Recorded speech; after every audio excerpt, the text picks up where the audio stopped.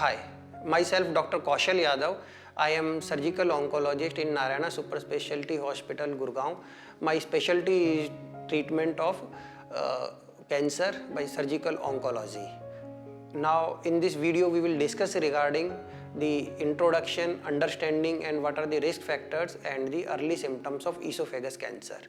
Esophagus is also called as food pipe. It is a muscular tube which connects mouth to the stomach and food passes through it. It is 25 cm long approximately and approximately 3 cm wide. Part of esophagus which join the stomach is known as gastroesophageal junction. When the cell linings of the esophagus grows out of the control, they produce cancer of the esophagus. It is mainly of two types, squamous cell carcinoma and the adenocarcinoma.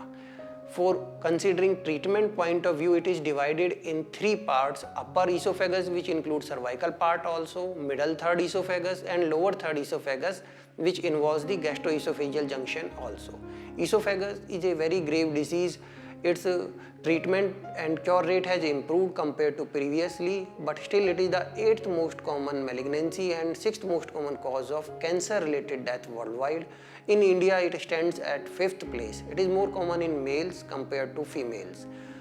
Esophagus has certain risk factors which includes age more than 50 years, consumption of tobacco and alcohol, certain acoustic or acid ingestion, some acid burn or heartburn because of ulcer diseases or because of excessive gastritis, some pre-existing esophageal diseases like achalasia, tylosis and Barrett esophagus.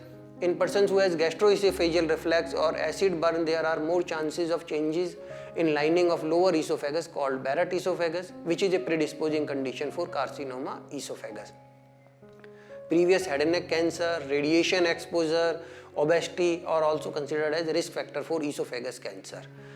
Esophagus cancer is very difficult cancer and it usually present in late stages, at which time it has a high mortality rate, and there are no screening guidelines as such for the esophagus, but the persons who are at risk factor should remain in close follow of their doctors and go for regular endoscopic surveillance. And we should also know what are the warning signs or early signs which can hint towards a possible changes. These usually includes difficulty in swallowing. It starts with the solid food and gradually increase to the liquid foods also, and it is difficult to take even the water in the later stages.